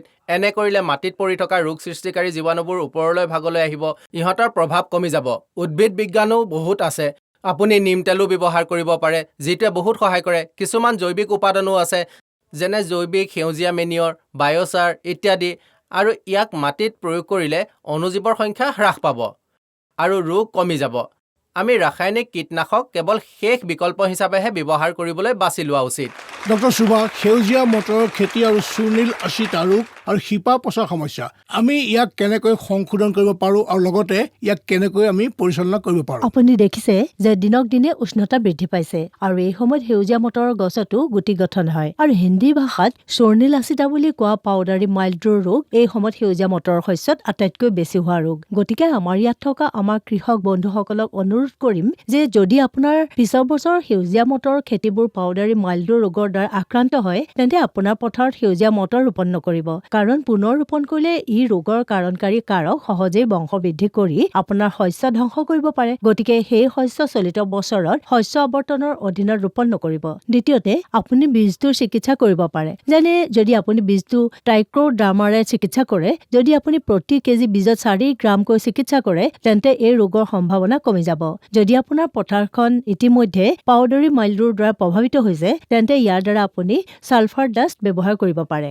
যদি আপুনি প্ৰতি লিটাৰ পানীত 3 গ্ৰাম হাৰত ছালফাৰৰ ধূলি স্প্ৰে কৰে, তেন্তে ই ৰোগ প্ৰতিৰোধ কৰিব পাৰে। ইয়াৰ বাহিৰেও কাৰাথান পাউডাৰী মাইল্ড্যুৰ বাবে অতি ফলপ্ৰসূ কীটনাশক স্প্ৰে প্ৰতি লিটাৰত 1.5 মিলিলিটাৰ হাৰত স্প্ৰে কৰিলে ৰোগ শেষ হ'ব পাৰে। আৰু এতিয়া দ্বিতীয় ৰোগৰ কথা কওঁ, ইয়াক ৰুট ৰট বোলে। এই ৰোগ প্ৰতিৰোধৰ বাবে মই প্ৰথম কামটো কৰিম যে যিহেতু ই বীজৰ দ্বাৰা হোৱা ৰোগ, অনুগ্ৰহ কৰি বীজৰ চিকিৎসা কৰক, অন্যথা শস্য আৱৰ্তন আৰম্ভ কৰিব পাৰে। আৰু যদি আপোনাৰ গছ-গছনিত কোনো ৰোগৰ উপস্থিতি লক্ষ্য কৰিছে, তেন্তে সেই অঞ্চলবোৰত জলসিঞ্চন নকৰিব, কাৰণ বেমাৰবোৰ বেছিকৈ বিয়পি পৰে পানীৰ জৰিয়তে, জলসিঞ্চন আৰু পানীৰ জৰিয়তে। গতিকে যদি আপুনি পথাৰখনত জলসিঞ্চন কৰে, তেন্তে ই আপোনাৰ পথাৰখন সম্পূৰ্ণৰূপে ধ্বংস কৰি পেলাব। গতিকে ভেঁকুৰনাশক ব্যৱহাৰ কৰাটো ভাল, কাৰণ ই ভেঁকুৰৰ ৰোগ। উদাহৰণস্বৰূপে ইয়াৰ প্ৰতিৰোধৰ বাবে আপুনি কপাৰ অক্সিক্লৰাইড স্প্ৰে কৰিব পাৰে। এই সকলোবোৰ পদ্ধতিৰ সহায়ত আপুনি আপোনাৰ পথাৰত সেউজীয়া মটৰৰ উৎপাদন বৃদ্ধি কৰিব পাৰে। হয়, আমাৰ আন এজন কৃষক আছে এটা প্ৰশ্নলৈ। গুডু প্ৰধান আমাৰ সৈতে আছে। গুডু প্ৰধান ডাঙৰীয়া, আপোনাৰ প্ৰশ্ন সুধিব। মহাশয়, মোৰ প্ৰশ্নটো ফুলকবিৰ সৈতে জড়িত। ফুলকবি কেতিয়াবা দেখা যায় যে সৰু সৰু ফুল ওলায়। ফুলবোৰ কেতিয়াবা বহুত ঢিলা হয়, কেতিয়াবা তাত বুৰবুৰীয়া ওলায় আৰু বহুত সৰু হয়, যাৰ বাবে বজাৰ মূল্য আমি ভালদৰে নাপাওঁ। এই সমস্যাৰ সমাধানৰ বিষয়ে কওক। এই প্ৰশ্নটো আপুনি মোক সুধিছে ফুলকবিৰ বিষয়ে। ই বন্ধাকবিৰ বাবেও শুদ্ধ, কিন্তু ফুলকবিৰ ক্ষেত্ৰত 3টা বেলেগ বেলেগ জাত আছে, যিটো আগতীয়া, যিটো বজাৰত অতি সোনকালে আহে, আৰু তাৰ পাছত মধ্য ঋতুৰ এটা জাত আছে, আৰু শেষৰ ঋতুৰ জাতটোও আছে। এই বিষয়ে আপুনি হয়তো ইতিমধ্যে জানে। যদি আপুনি ঋতুৰ শেষৰ ফালে জাতটো ৰোপণ কৰে, বা যদি আপুনি আৰম্ভণিৰ জাতটো ঋতুৰ শেষৰ ফালে ৰোপণ কৰে, তেন্তে এই সমস্যাৰ সৃষ্টি হ'ব। গতিকে আপুনি কিনা বীজবোৰৰ ভিতৰত আৰম্ভণিৰ ঋতুৰ বা শেষৰ ঋতুৰ জাতৰ বুলি গম পোৱাটো নিশ্চিত কৰিব লাগিব। ইয়াৰ উপৰি যদি আপোনাৰ ভূমিত নাইট্ৰজেনৰ অভাৱ হয় তেন্তে শেষত সৰু সৰু ফুলকবি পোৱা যাব যিবোৰে বজাৰত ভাল দাম নাপায় আৰু সেইবোৰ স্বাভাৱিক ওজনৰ নহয়। আপুনি ইয়াক প্ৰতিৰোধ কৰিব পাৰে। মাটিত নাইট্ৰজেনৰ অভাৱ হৈছে নেকি পৰীক্ষা কৰক। ইয়াৰ বাহিৰেও মাটিৰ আৰ্দ্ৰতা সঠিক পৰিমাণৰ হয় নে নহয় পৰীক্ষা কৰিব পাৰে, কাৰণ কেতিয়াবা মাটিৰ উপযুক্ত আৰ্দ্ৰতাৰ অভাৱ শস্যৰ বৃদ্ধি বেয়া হ'ব পাৰে। লগতে কোনো ধৰণৰ পানী জমা হোৱা উচিত নহয়, কাৰণ আমি জানো যে ৰবি বতৰৰ সকলো শাক-পাচলি প্ৰাণীৰ প্ৰতি অতি সংবেদনশীল। এই বতৰত বহুতো বেমাৰ দেখা যায়। এই সকলোবোৰ দিশত গুৰুত্ব দিব লাগিব। ইয়াৰ বাহিৰেও আন এক প্ৰকাৰৰ ৰোগ আছে য'ত ফুলকবিত দাগ দেখা যায়। যদি এই বছৰৰ দৰে হঠাৎ তাপমাত্ৰা বাঢ়ি যায় তেন্তে আমি দেখিলোঁ যে ৰবি বতৰত এইবাৰ ইমান ঠাণ্ডা নাছিল। সেই হঠাৎ উষ্ণতা বৃদ্ধিৰ ফলত ফুলকবি খেতিৰ যথেষ্ট ক্ষতি হয়। শস্যৰ ওপৰত সৰু সৰু দাগ পোৱা গৈছিল, যিটো হঠাতে উষ্ণতা বৃদ্ধিৰ বাবে হৈছিলে। গতিকে আপোনালোকে গুৰুত্ব দিব লাগে আৰু নিশ্চিত কৰিব লাগে যে যদি উষ্ণতা বৃদ্ধিৰ বাবে সমস্যা হয় তেন্তে আমি উষ্ণতা হ্ৰাস কৰা উচিত। এনে ক্ষেত্ৰত ফুলকবি পথাৰত কিছু ছাঁ দিয়াৰ ব্যৱস্থা কৰিব পাৰে। ইয়াৰ বাহিৰেও সঠিক সময়ত শস্য চপোৱাৰ প্ৰয়োজন। এইদৰে আপুনি এই সমস্যা ৰোধ কৰিব পাৰে। এইবোৰ সৰু সৰু প্ৰচেষ্টা যিবোৰৰ কাৰণে আপুনি আজি নিজকে আপডেট কৰিব লাগিব, আৰু তাৰপিছত এইবোৰ আপোনাৰ খেতি কৰাত আপোনাক কেনেকৈ উপকৃত কৰিব পাৰে সেয়া চাওক। আচলতে ফুলকবিৰ কথা ক'লে তেওঁলোকে উফি আৰু ক'লা পচি যোৱাৰ এক বৃহৎ সমস্যাৰ সন্মুখীন হ'বলগীয়া হয়। আমি এইটো কেনেকৈ মোকাবিলা কৰিব পাৰোঁ? মেম, অনুগ্ৰহ কৰি 30 ছেকেণ্ডত এই কথা উত্তৰ দিব পাৰিবনে? সেইটোৱে আপোনাৰ কাম। কওকচোন মেম। প্ৰথমে উফি ৰোগৰ কথা ক'ব বিচাৰোঁ। ই কোনো ভেঁকুৰৰ ৰোগ নহয়, ই বেক্টেৰিয়াৰ দ্বাৰা হোৱা ৰোগ। বেক্টেৰিয়াজনিত ৰোগ অধিক ক্ষিপ্ৰতাৰে বিয়পে। মূলতঃ আমি বাৰিষা কালত পাত কাটি দিয়াৰ বাবে ই বিয়পে আৰু বেক্টেৰিয়া গছজোপাৰ ভিতৰলৈ যায়। ফুলকবি গছত সোমাই তাত গজি ফল পচাই দিয়ে। কৃষকসকলক অনুৰোধ জনালোঁ যে যদি তেওঁলোকে নিজৰ পথাৰত কোনো ৰোগ সংক্ৰমিত উদ্ভিদ দেখা পায় তেন্তে তৎক্ষণাত তাক ছিঙি ধ্বংস কৰি পেলাওক, কাৰণ বেক্টেৰিয়াজনিত ৰোগ অন্যান্য কাৰণকাৰী কাৰকৰ তুলনাত বিয়পি পৰাৰ সম্ভাৱনা বেছি। ইয়াৰ বাহিৰেও যিহেতু ই বেক্টেৰিয়াৰ ৰোগ, গতিকে এণ্টিবেক্টেৰিয়েল এজেণ্ট প্ৰয়োগ কৰিব লাগিব। উদাহৰণস্বৰূপে কাচুগামিচিন। আপুনি এইটো প্ৰতি একৰত 400 মিলিলিটাৰৰ হাৰত প্ৰয়োগ কৰিব পাৰে। ইয়াৰ উপৰিও ৰোগ প্ৰতিৰোধী ফুলকবিজাত যেনে পুছা শুভ্ৰা ৰোপণ কৰিব পাৰি। দ্বিতীয় প্ৰধান ৰোগ হ'ল মৃদু অশিতা ৰোগ। ইয়াক প্ৰধানকৈ শীতকালত খেতি কৰা ফুলকবি, বন্ধাকবি আৰু অন্যান্য শাকত পোৱা যায়। ইয়াক প্ৰতিৰোধ কৰিবলৈ মই পথাৰত জলসিঞ্চন নকৰিবলৈ পৰামৰ্শ দিম আৰ্দ্ৰ দিনত, কাৰণ পথাৰত আৰ্দ্ৰতা বেছি হ'লে ৰোগ বিয়পি পৰাৰ সম্ভাৱনা বেছি। অনুগ্ৰহ কৰি এই কথা মনত ৰাখিব। মৃদু অশিতা ৰোগৰ কথা কৈছোঁ। ই ভেঁকুৰৰ ৰোগ। এই ৰোগ প্ৰতিৰোধৰ বাবে কপাৰ অক্সিক্লৰাইডৰ দৰে সাধাৰণ ভেঁকুৰনাশক ঔষধ ব্যৱহাৰ কৰিব পাৰে। আপুনি ইয়াক ব্যৱহাৰ কৰিব পাৰে। বীজ চিকিৎসাৰ অভ্যাস কৰিব পাৰে। আপুনি অনুকূল জলসিঞ্চন নিশ্চিত কৰিব লাগিব। যদিহে পৰ্যাপ্ত পৰিমাণৰ পানী যোগান থাকে আৰু পথাৰত পানী জমা নহয়। এই গুৰুত্বপূৰ্ণ বিষয়বোৰৰ যত্ন ল'লে ফুলকবি খেতিৰ ডাঙৰ ডাঙৰ ৰোগ প্ৰতিৰোধ কৰিব পাৰিব। এই কথাবোৰ মানি চলিলে আপুনি ভবাতকৈ আৰু অধিক শস্য পাব পাৰিব। হয়, আৰু আমি আটাইতকৈ গুৰুত্বপূৰ্ণ ছেশ্যন লৈ আহিছোঁ। আধুনিক প্ৰযুক্তিৰ সহায়ত আপুনি কেনেকৈ শস্য ব্যৱস্থা কৰিব পাৰে সেই বিষয়ে কথা পাতিম। মই আপোনালোকক প্ৰতিটো কথা বৰ বাৰুকৈ বুজাই দিম, আৰু কিছুমান বিশেষ সদস্য মোৰ সৈতে এই ছেশ্যনত যোগদান কৰিছে। বিকাশ চৰকাৰে মোৰ লগত যোগদান কৰিছে। প্ৰধান বিজ্ঞানী কৃষি অভিযন্তা ICAR RCER পৰা ডক্টৰ বিকাশ, আপোনাক স্বাগতম জনাইছোঁ। ডক্টৰ আৰতী কুমাৰীয়ে নমস্কাৰ। বিজ্ঞানী মাটি আৰু জল সংৰক্ষণ। ডক্টৰ আৰতী, আপোনাক স্বাগতম জনাইছোঁ। ডক্টৰ মেইন কুমাৰী মোৰ সৈতে যোগদান কৰিছে, বিজ্ঞানী শাক পাচলি বিজ্ঞান ICAR RCER পৰা। মই আপোনাক স্বাগতম জনাইছোঁ। প্ৰথমে ডক্টৰ বিকাশ, আপোনাৰ ওচৰলৈ আহিব বিচাৰিছোঁ। মহোদয়, আমাৰ চৰকাৰে কৃষকসকলক নতুন প্ৰযুক্তিৰ সহায়ত কেনেদৰে কৃষি কৰিব লাগে সেই বিষয়ে সজ্জিত কৰিবলৈ, ব্যাখ্যা কৰিবলৈ, শিকাবলৈ নিৰন্তৰ প্ৰচেষ্টা চলাই আছে। আৰু ইয়াৰ এটা কৌশল হ'ল ড্ৰোন টেকনিক। ছাৰ, এই ড্ৰোন টেকনিক কিমান উপযোগী? ছাৰ, এই ড্ৰোন টেকন'লজি, আজিকালি যি ড্ৰোন টেকন'লজি আহিছে সেয়া হৈছে এটা নতুন মেচিন, যিটো 3-4 বছৰতকৈও অধিক সময় ধৰি ব্যৱহাৰ হৈ আছে। অতি দ্ৰুত গতিত জনপ্ৰিয় হৈ পৰিছে। ইয়াত ড্ৰোনৰ প্ৰযুক্তিৰ সহায়ত আমি ঘেঁহু, বুট, দাইল, আনকি মচুৰ দাইল আদি ৰবি শস্যৰ ওপৰত কীটনাশক ছটিয়াই দিব পাৰোঁ। আজিকালি আমি যিকোনো শস্যত স্প্ৰে কৰিবলৈ এই পদ্ধতিয়ে ব্যৱহাৰ কৰোঁ। ইয়াৰ বাহিৰেও ড্ৰোনত আৰু বহু কৌশল আৰু বহুতো ব্যৱহাৰ আছে। আমি শস্যৰ বৃদ্ধিৰ হাৰ, শস্যৰ অধ্যয়ন, মাটিৰ বিতৰণ, ৰোগ আৰু কীট পতংগ নিয়ন্ত্ৰণ, কীট পতংগ আৰু ৰোগ নিয়ন্ত্ৰণৰ ব্যৱস্থাপনা, জলসিঞ্চনৰ ব্যৱস্থাপনাৰ লগতে মাটিৰ আৰ্দ্ৰতা আৰু ইয়াক কেনেকৈ নিয়ন্ত্ৰণ কৰিব পাৰি তাৰ ওপৰত চকু ৰাখিব আৰু লিপিবদ্ধ কৰিব পাৰিম। কাৰণ এই ড্ৰোনবোৰৰ ভিতৰত এটা সেন্সৰ থাকে। এই সেন্সৰবোৰৰ জৰিয়তে সকলো জানিব পাৰি। গতিকে দেশত ড্ৰোনৰ জৰিয়তে বহু কাম হৈ আছে। আমি শস্যৰ ওপৰত কীটনাশক প্ৰয়োগত সেইবোৰ ব্যৱহাৰ কৰি আছোঁ। মোৰ মতে এবছৰ বা দুবছৰৰ পিছত এই প্ৰযুক্তি ব্যৱহাৰ কৰি আমি আকাংক্ষিত ফলাফল লাভ কৰিবলৈ সক্ষম হ'ম। গতিকে আমি পৰম্পৰাগত পদ্ধতিৰ লগতে প্ৰযুক্তি গ্ৰহণ কৰাটো প্ৰয়োজন নহয়নে? হয় ছাৰ। আন এজন কৃষকে আমাক যোগ দিছে, সুনীল কুমাৰ যোগ দিছে। সুনীল ডাঙৰীয়া, আপোনাৰ প্ৰশ্ন সোধক। মই গোমধান, ঘেঁহু, বুট আৰু মাহজাতীয় শস্যৰ খেতি কৰিব বিচাৰোঁ। এটা যন্ত্ৰ ব্যৱহাৰ কৰি মই এইটো কেনেকৈ কৰিব পাৰিম? ধন্যবাদ সুশীল ডাঙৰীয়া। হয়, এটা মেচিন আছে। ই অন্যতম অত্যাধুনিক মেচিন। ইয়াক মাল্টি ক্ৰপ ইনক্লাইন প্লেণ্টাৰ বোলা হয়। মাল্টি ক্ৰপ ইনক্লাইন প্লেণ্টাৰ, যাৰ জৰিয়তে মধ্যমীয়া বা বৃহৎ আকাৰৰ শস্যৰ বীজ সিঁচিব, গোমধান, ঘেঁহু, বুট আৰু মাহজাতীয় শস্যৰ গুটি সিঁচিবও পাৰে। চাৰিওটা বীজ সিঁচিব পাৰি। মধ্যমীয়াৰ পৰা ডাঙৰ দানা বিভিন্ন আকাৰ আৰু প্ৰকাৰৰ শস্যৰ বাবেও কৰিব পাৰে। আপুনি ষ্টীলৰ প্লেট, বিভিন্ন শস্যৰ বাবে হেলনীয়া প্লেট, বিভিন্ন আকাৰ আৰু প্ৰকাৰৰ গুটি শস্যৰ বাবে পাব। ষ্টীলৰ প্লেট এখন পাব। অনুগ্ৰহ কৰি এই প্লেটখন কিনি লওক। কিনাৰ পিছত যেতিয়া আপুনি বীজ সিঁচাৰ কাম কৰে, তেতিয়া মাত্ৰ আপোনাৰ প্ৰয়োজন অনুসৰি প্লেটখন সলনি কৰিব লাগিব। ৰেঞ্চ এটা আছে, ৰেঞ্চেৰে নট বল্টটো খুলি মেলি ঠিক কৰি লওক। প্ৰায় 5 মিনিটৰ কাম। এই মাত্ৰ প্লেটখন সলনি কৰিব লাগিব আৰু আন একো কৰাৰ প্ৰয়োজন নাই। হয়, এই পদ্ধতিবোৰৰ কৃষকৰ কাৰণে বৰ উপকাৰী নহয়নে? হয়, ডক্টৰ আৰতি আমাৰ কথা চাই। ডক্টৰ আৰতি, পানী ব্যৱস্থাপনা সকলোতে অতি গুৰুত্বপূৰ্ণ। ৰবি শস্যত পানী ব্যৱস্থাপনা, অৱশ্যে ইয়াত আধুনিক প্ৰযুক্তিৰ ব্যৱহাৰ মই বুজি পোৱা নাই। ৰবি শস্যৰ পানী ব্যৱস্থাপনাত কি আধুনিক প্ৰযুক্তি ব্যৱহাৰ কৰিব পাৰি? ইয়াৰ অধীনত কৃষকে ক্ষুদ্ৰ জলসিঞ্চন ব্যৱস্থা ব্যৱহাৰ কৰিব পাৰিব। এই কৌশল ব্যৱহাৰ কৰি জলসিঞ্চনৰ খৰচৰ 80-90% ৰাহি কৰিব পাৰি। লগতে জলসিঞ্চনৰ বহু প্ৰকাৰ আছে, যেনে ড্ৰিপ জলসিঞ্চন। ড্ৰিপ জলসিঞ্চন ব্যৱহাৰ কৰি জলসিঞ্চনৰ খৰচৰ 50-70% ৰাহি কৰিব পাৰি। তাৰ লগতে যদি আপুনি শাক-পাচলি বা ফল-মূল বা আন দীৰ্ঘম্যাদী শস্য বা অন্যান্য বাগিচাৰ শস্যৰ খেতি কৰি আছে, তেন্তে এই ব্যৱস্থাই অতি সহায়ক হ'ব। দ্বিতীয়টো হ'ল স্প্ৰিংকলাৰ জলসিঞ্চন, য'ত পানী ছটিয়াই দিয়া হয়। ইয়াক আপুনি ঘেঁহু খেতি, দাইল খেতি আৰু লগতে গোমধানৰ খেতিত ব্যৱহাৰ কৰিব পাৰে। আৰু লগতে আজিকালি চৰকাৰে ফুল খেতিৰ প্ৰচাৰ কৰিছে, গতিকে ফুল খেতিৰ বাবে স্প্ৰিংকলাৰ জলসিঞ্চন ব্যৱহাৰ কৰিব পাৰে। আৰু লগতে আজিকালি চৰকাৰে ফুল খেতিৰ প্ৰচাৰ কৰিছে, গতিকে ফুল খেতিৰ বাবে স্প্ৰিংকলাৰ জলসিঞ্চন ব্যৱহাৰ কৰিব পাৰে। লগতে এই প্ৰযুক্তিৰ যুগত সেন্সৰ ভিত্তিক, ইণ্টাৰনেট অফ থিংছ ভিত্তিক স্মাৰ্ট জলসিঞ্চন ব্যৱস্থাৰ প্ৰচলন হৈছে।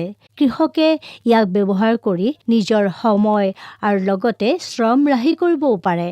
আৰু যিসকল ক্ষুদ্ৰ আৰু প্ৰান্তীয় কৃষকে এই প্ৰযুক্তি প্ৰয়োগ কৰিব নোৱাৰে, তেওঁলোকে কম খৰচী টেংক ভিত্তিক ড্ৰিপ জলসিঞ্চন ব্যৱস্থা ব্যৱহাৰ কৰি পানীৰ ফলপ্ৰসূ ব্যৱস্থাপনা কৰিব পাৰে। হয়, ডক্টৰ মিনু আমাৰ লগত আছে। আপোনাৰ ওচৰলৈ অহাৰ আগতে আমাৰ এজন কৃষকৰ ওচৰলৈ যাব বিচাৰিছোঁ। ডক্টৰ মিনুক প্ৰশ্ন কৰাৰ আগতে এজন কৃষকক এটা প্ৰশ্ন সুধিম। দেৱেন্দ্ৰ ডাঙৰীয়া আমাৰ লগত আছে। দেৱেন্দ্ৰ, কৃষি চৌপাললৈ স্বাগতম। অনুগ্ৰহ কৰি আপোনাৰ প্ৰশ্ন সোধক। মোক কিছুমান মেচিনৰ বিষয়ে তথ্য লাগে, যিবোৰে বিদ্যুতৰ সহায় অবিহনে জলসিঞ্চন কৰিব পাৰে। এতিয়া সৌৰ পেনেল ব্যৱহাৰ কৰি সৌৰশক্তি ভিত্তিক জলসিঞ্চন পাম্প ব্যৱহাৰ কৰি বিদ্যুৎ অবিহনে আপোনাৰ পথাৰত জলসিঞ্চন কৰিব পাৰিব। কিন্তু সকলো কৃষক বন্ধুৱে মনত ৰখা উচিত যে ভূগৰ্ভস্থ পানীৰ বহু শোষণ হৈছে। গতিকে যদি আপুনি সৌৰশক্তি ভিত্তিক জলসিঞ্চন পাম্প ব্যৱহাৰ কৰে, তেন্তে অনুগ্ৰহ কৰি সঠিক পাম্পটো বাছি লওক। আৰু আপুনি জানি অতি আনন্দিত হ'ব যে কেন্দ্ৰীয় চৰকাৰৰ দ্বাৰা PM কুসুম যোজনাৰ সুবিধা লাভ কৰি সৌৰশক্তি ভিত্তিক জলসিঞ্চন পাম্প ব্যৱহাৰ কৰি 50-75% ৰাজ সাহায্য লাভ কৰিব পাৰিব আৰু 100% ড্ৰিপ জলসিঞ্চন ভিত্তিক পাম্প ব্যৱহাৰ কৰিব পাৰিব। কিন্তু ডক্টৰ মিনু, বহু ধৰণৰ প্ৰশ্ন আছে। তাৰপিছত আটাইতকৈ ডাঙৰ প্ৰশ্নটো হ'ল মাটি, পানী হওক বা আন যিকোনো প্ৰাকৃতিক সম্পদ হওক, আমি দেখিবলৈ পাওঁ যে ইহঁতৰ গুণগত মানৰ গ্ৰাফ তললৈ নামি গৈ আছে। মেম, আমি এই গ্ৰাফটো কেনেকৈ ওপৰলৈ লৈ যাব পাৰোঁ আৰু ইয়াক কেনেকৈ শস্য পৰিচালনাত অন্তৰ্ভুক্ত কৰিব পাৰোঁ? নিশ্চয় আমি এতিয়া প্ৰাকৃতিক সম্পদৰ কথা কৈছো। আমি জানো যে মাটি, পানী আদি প্ৰাকৃতিক সম্পদ সীমিত পৰিমাণতহে উপলব্ধ। গতিকে এই সীমিত সম্পদৰ সঠিক ব্যৱহাৰ অতি গুৰুত্বপূৰ্ণ। যদি আমি শাক-পাচলি খেতিৰ কথা কওঁ, তেন্তে ইয়াত এটা প্ৰযুক্তি আছে, ইয়াক ৰেজ বেড টেকনলজি বুলি কোৱা হয়। সহজ ভাষাত ইয়াক উত্থিতকাৰী প্ৰযুক্তি বুলি কোৱা হয়। ইয়াত বেডত শাক-পাচলি শস্য ৰোপণ কৰিব লাগে বা বীজ ৰোপণ কৰিব বিচাৰিলে এই বেডবোৰতো সিঁচিব লাগে। এই বেডবোৰ বনোৱাৰ এটা অতি সৰু কৌশলৰ বিষয়ে ক'ব বিচাৰিছো। 60 চেণ্টিমিটাৰ বহল বেড এখন বনাব লাগিব। আপোনাৰ পথাৰ অনুসৰি ইয়াৰ দৈৰ্ঘ্য ৰাখিব পাৰে। এনে বেড বনোৱাৰ পিছত তাত ড্ৰিপ ইৰিগেশ্যন ব্যৱহাৰ কৰিব পাৰে, য'ত মাটিত পানী টোপাল টোপালকৈ সোমাই যায়। এনে ব্যৱস্থাৰ বাবে আপুনি ৰাজ সাহায্য লাভ কৰিব পাৰে আৰু পাৰ্শ্বীয় পাইপ স্থাপন কৰি ড্ৰিপ জলসিঞ্চনৰ সুবিধা লাভ কৰিব পাৰে। তৃতীয় প্ৰকাৰটো হ'ল পলিমাল্চৰ ব্যৱহাৰ। আপুনি পলিমাল্চ ব্যৱহাৰ কৰিব পাৰে। পলিমাল্চ ব্যৱহাৰ কৰিলে বহু উপকাৰ পোৱা যায়। প্ৰথমে ক'ব খুজিছো যে আমি শস্যৰ বহু বেমাৰৰ কথা কৈ আছিলো। জলসিঞ্চনৰ মাধ্যমেৰে ৰোগ বিয়পি পৰা ৰোধৰ বাবে ই এক ফলপ্ৰসূ পদ্ধতি। দ্বিতীয়তে, গছজোপাৰ শিপাৰ ওচৰৰ অনুজ জলবায়ু বা উষ্ণতা বজাই ৰখা হ'ব। গতিকে পলিমালেজ শস্যৰ গুৰিত সঠিক উষ্ণতা বজাই ৰাখে। একেদৰে উত্থাপিত বেড প্ৰযুক্তি আৰু ড্ৰিপ মাল্চ সকলো শস্যতে ব্যৱহাৰ কৰিব পাৰে। বিশেষকৈ শাক-পাচলি খেতিৰ বাবে ই এক অতি উত্তম প্ৰযুক্তি। দ্বিতীয়টো প্ৰযুক্তি মই আপোনালোকক ক'ব বিচাৰিছো, সেয়া হ'ল পট্ৰে প্ৰযুক্তি। পট্ৰে অতি কম খৰচত পোৱা যায়। আপুনি সমান পৰিমাণৰ কোকোপিট আৰু ভাৰ্মি কম্পোষ্ট লৈ পট্ৰেটোত থকা কোষবোৰ ভৰাই ল'ব লাগিব। আপুনি পট্ৰেৰ প্ৰতিটো কোষত এটা এটাকৈ বীজ ৰোপণ কৰিব পাৰে। গতিকে পট্ৰে পদ্ধতি ব্যৱহাৰ কৰাৰ আৰু এটা সুবিধা আছে। ইয়াত আপুনি আগতীয়াকৈ খেতি কৰিব পাৰে, য'ত পথাৰ দখল কৰিলেও পট্ৰেৰ শস্যৰ খেতি কৰিব পাৰি। শ্ৰীমতী নীলমে আমাৰ লগত যোগ দিছে। নীলম, স্বাগতম। আপোনাৰ প্ৰশ্ন সোধক। মই পাচলি খেতি কৰোঁ। মই শাক-পাচলি বিক্ৰী কৰোঁ আৰু কোনো লাভো নাপাওঁ। মই কেনেকৈ অঋতুভিত্তিক খেতি কৰিব পাৰোঁ বাৰু বাইদেউ? নীলম বাইদেউ, সেইটো বৰ ভাল প্ৰশ্ন। অতি সহজ প্ৰযুক্তি, অঋতুভিত্তিক খেতিৰ বাবে সহজ প্ৰযুক্তি। ইয়াক পলিটানেল টেকনলজি বোলা হয়। সাধাৰণতে চৰম শীতকালত, উদাহৰণস্বৰূপে ডিচেম্বৰ মাহত আমি মুকলি পথাৰত বীজ সিঁচাৰ কথা ভাবিব নোৱাৰোঁ, কাৰণ উষ্ণতা অতি কম হ'ব। অৱশ্যে পলিটানেল প্ৰযুক্তিৰ সহায়ত ডিচেম্বৰ মাহত বীজ ৰোপণ কৰাৰ লগতে গছৰ নাৰ্চাৰীও সৃষ্টি কৰিব পাৰি। এই পদ্ধতিত আপুনি মাত্ৰ এটা স্বচ্ছ বগা ৰঙৰ পলিথিন ব্যৱহাৰ কৰিব লাগিব আৰু স্থানীয়ভাৱে উপলব্ধ সামগ্ৰীৰে এটা সুৰংগৰ দৰে গঠন বনাব লাগিব। আপুনি এটা সুৰংগ বনাই দুয়োফালৰ পৰা মাটিত হেঁচা মাৰি দিব। ই পলিটানেল হৈ পৰে। আপুনি লক্ষ্য কৰিব যে সুৰংগটোৰ ভিতৰৰ উষ্ণতা বাহিৰৰ তুলনাত 10ৰ পৰা 12 ডিগ্ৰী বেছি হ'ব। গতিকে এই পদ্ধতিৰ সহায়ত আপুনি ডিচেম্বৰ মাহত বীজ ৰোপণ কৰিব পাৰে, য'ত সাধাৰণতে আপুনি শস্য ৰোপণ কৰিব নোৱাৰে। ইয়াত সুৰংগত বীজ ৰোপণ কৰিব পাৰি, আনকি পুলিও ৰোপণ কৰিব পাৰি। আৰু এই পদ্ধতিৰে আপোনাৰ শাক-পাচলি 10ৰ পৰা 15 দিন আগতেই বজাৰৰ বাবে তৈয়াৰ হৈ যাব আৰু ই আপোনাক অৰ্থনৈতিক লাভৰ দিশতো লৈ যাব। এই ছেশ্যনৰ কাৰণে মোৰ হাতত থকা সকলো সময় ইমানেই আছিল। বহুত বহুত ধন্যবাদ। আপোনালোকে আমাক জ্ঞান দিছে আৰু আপোনালোকে আহিলে বহুত বহুত ধন্যবাদ। আৰু এই মঞ্চত কেৱল সমস্যাৰ ওপৰত আলোচনা নহয়, আমি কেৱল দাবী কৰা নাই, ইয়াত আমি সমাধান আগবঢ়াইছোঁ। নিশ্চয়তা আছে, সমাধান আছে। এইটো আপোনালোকৰ বিষয়ে, এইটো আমাৰ বিষয়ে। গতিকে এই উদ্যোগত আমাৰ সৈতে যোগদান কৰি যাওক, এই কাৰাভনত আমাৰ সৈতে থাকক, কাৰণ যাত্ৰাটো বহুত দীঘলীয়া আৰু আমাৰ এই যাত্ৰাত আপোনালোক আমাৰ অহৰহ সংগী হৈ থাকিব লাগিব। আপোনাৰ ওপৰত মোৰ সম্পূৰ্ণ বিশ্বাস আছে। গতিকে এই আশা আৰু বিশ্বাসেৰে মই ইয়াৰ পাটনাত কৃষি চপাৰৰ এক সুন্দৰ খণ্ড শেষ কৰিছোঁ। নিজৰ যত্ন লওক। আহকচোন এই খণ্ডটো সামৰণি মাৰক বিশাল হাত চাপৰিৰ ৰাউণ্ডেৰে।